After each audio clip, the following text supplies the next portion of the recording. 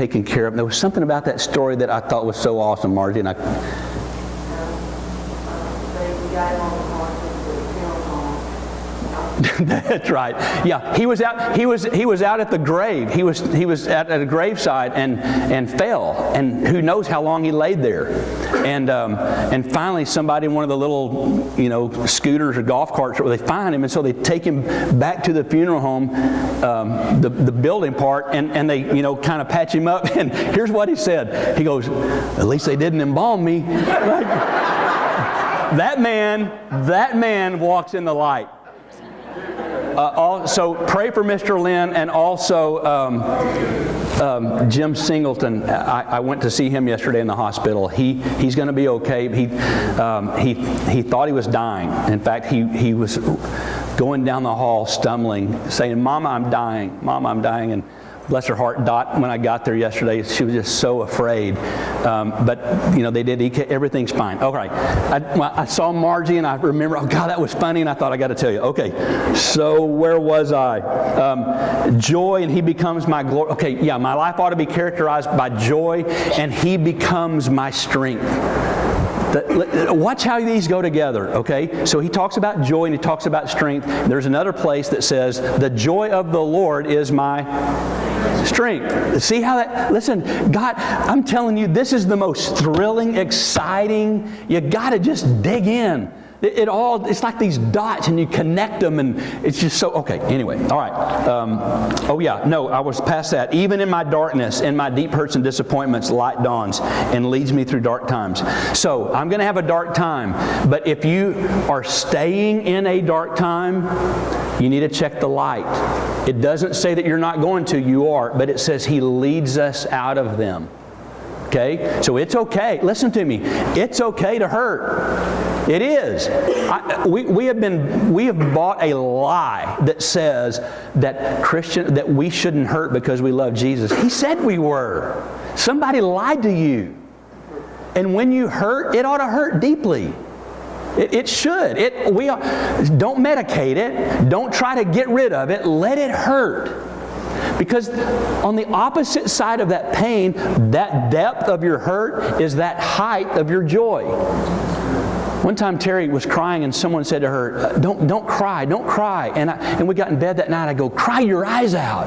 I don't care if you bawl all night long laying here on my chest. Cry. Because when you stop crying, you stop laughing. And so many of us have flatlined. We have. Or we've numbed ourselves with all, I'm meddling, I know, but we've numbed ourselves with stuff to avoid that. It ought to hurt. Let it hurt. Let it be dark for a while. How can you say that? Because I know the light. Because the light, and I know what He's doing. He's leading me out of this darkness. He is, to light my way. Okay. 119, 105. This stuff is so good. 119, 105. That's a big chapter. Your word is a lamp to my feet and a light to my path. Listen, your way, your path, He's trying to light up, and some of us are going, I'm struggling with God, what is your will? And you've bogged down in the same place, and you go, I can't figure life out. Check the light, because He says the light is going to be, I'm going to light your way. Just walk in the light as He is in the light. Seek the light, and He walks us in our way. And we get like stuck in life. We get stuck in life, and He's going, okay, I'm going to show you. I'm the light of the world. I created the world. I first spoke, let there be light, and one of its purposes was that I would show you the way. Okay, turn back to Job. I got to show you just a few more. These are just... These are amazing. Job chapter 29.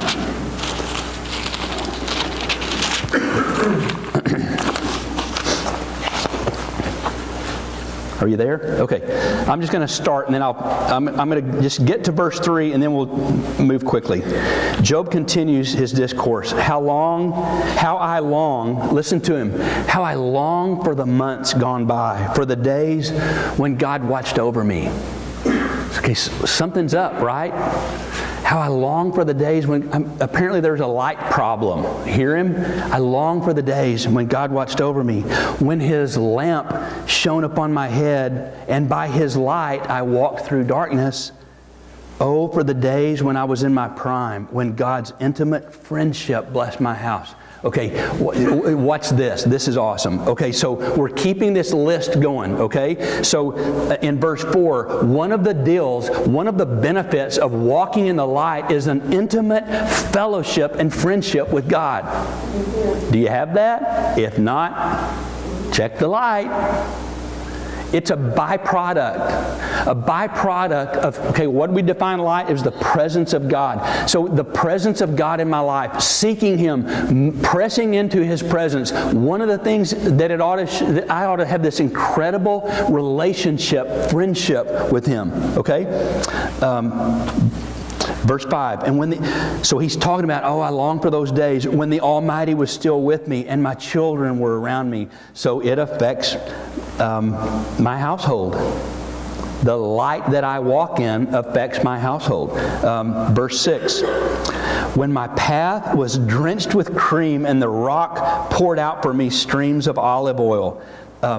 There's no way around this. Material blessings. Now listen, don't freak out, okay? I'm not a name it, claim it. I'm not if you just love God, you can drive a new Cadillac.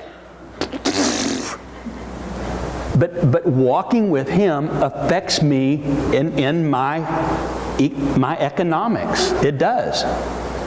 I mean, Lord knows when I didn't walk in Him, I had a mess. Now, don't you dare walk out of those doors. Bobby said if I would just love God, I could, no, I didn't. But I'm saying that it affects it. While we're on that, we're going to get to this later, but you know what? Part of what's going on financially, perhaps, is not just the light. It's because one of the things that the light says is there is this thing called a tithe. And Carol and I are talking, we talked a couple of months ago, and at some point, whenever it fits in, she's going to share her testimony, and I don't want to get the punchline, but she talks openly about when I was not tithing, this is where I was, and when I started, everything changed. Okay, so anyway, the light, my walking in light affects me economically, okay, financially. Then keep going, 7. When I went to the gate of the city and I took my seat in the public square, the young men, okay, this is back when he walked in the light. He's reminiscing. So when I went to the city and I stepped in the square, the young men saw me and stepped aside. Kind of a respect kind of a thing. And the old men rose to their feet. God, what a gorgeous picture. The chief men refrained from speaking and covered their mouths with their hands. And the voices of the nobles were hushed and the tongues stuck to the roof of their mouths.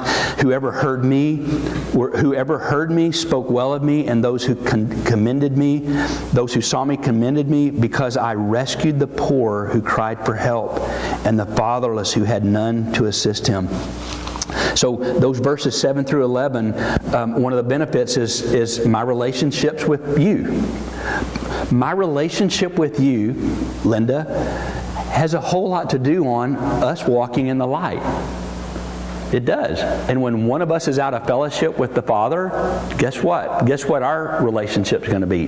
There's going to be a sense of disfellowship. That's why as a body, we have to go together, to press into Him together, because walking in the light affects our relationships with each other. Okay? And then that verse 12, because I rescued the poor who cried for help. Listen, walking in the light, because I walk in the light, this ought to really concern me. It should. The poor ought to concern me. The fatherless really, really ought to concern me. And it ought to concern you. It ought to concern us as a church, because the light does something about that. Would you write this down? And I'm going to stop. Just write down Psalm 38, okay? Psalm 38, I'm going to just rattle it off real fast because we got something we got to take care of. Psalm 38 is the flip side of the coin. Okay, and I'm going to just fly through here, and if you want these later, I'll give them to you. But this is about the opposite. Not walking in the light. What living in sin. When I go, I don't want the light. I get it, but I refuse, whatever. This is the result, okay? Psalm 38, verse 3, it affects my health. Verse 4, I feel overwhelmed and burdened. Number 5, I am loathsome. Verse 6, I am bowed down, low. I'm depressed.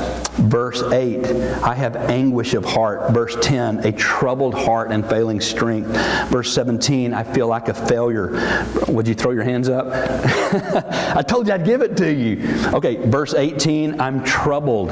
So all of those things are the flip side of that, and I'll jot those down. Okay, quickly, tell me what you heard. I know I gave you a ton there. What? I was thinking, you talk about God being out of order, and in the creation process, He had light, and then the light, and God doesn't do anything by chance. He could just as easily have made darkness and light equal, so that you had to have a little bit more of one than the other to work, but He didn't do that. Light, in our universe, our world, is infinitely more powerful than darkness, because no matter how dark it is, as soon as you strike one match, you got light. Darkness is defeated. So I think that's a picture of being saved by grace. That's good. Attaboy.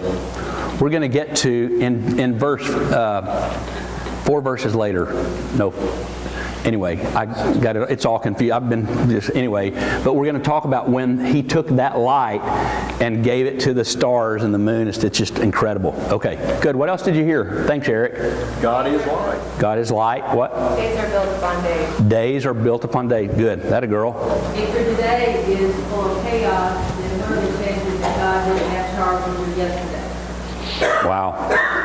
That a girl, Kelly. That's a line of dark eyes. Yes. Thank you, Bob. There's spiritual benefits, and we should be putting those out there. That away, Miss Terry Bradley. Keep a check on the light. Yeah, keep checking the light.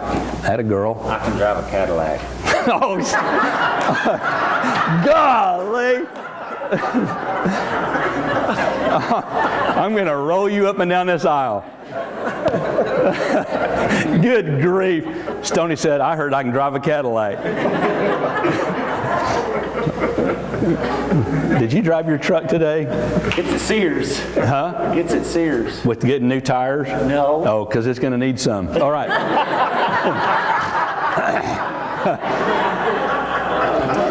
Somebody else, what'd you hear? Nothing happens in God's world by mistake. Attaboy. That's right. Somebody else, what'd you hear? The light of the world is Jesus. Yes. That a girl, Cat. There will be dark. There will be darkness. What? Is it showing on your face? Needs to be showing on my face. This is my happy face. Wow. Oh, man. Okay, I'm going to roll you down the aisle after Stoney. Once you stop crying, you'll stop laughing. Attaboy. Once you stop crying, you stop laughing. Attaboy, G. We're going to be crying today. As soon as we're done, we take him to the airport. Yeah.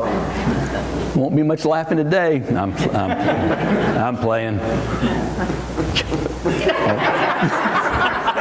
Oh, man. He's been home a month. Huh? I'm playing. One or two more. What'd you hear? Don't make me cry.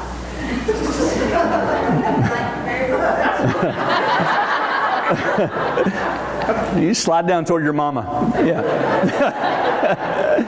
Somebody else. That a boy, Bill. Yes, ma'am. Don't get stuck in lights like Siren. Good. That away, Gina. You're out of place. Well, I know you're here, but She's spreading her light. yeah, she's spreading her light toward the back of the room. I love you all so much. It is a joy to get to open up the Word and share with you, and to it really is.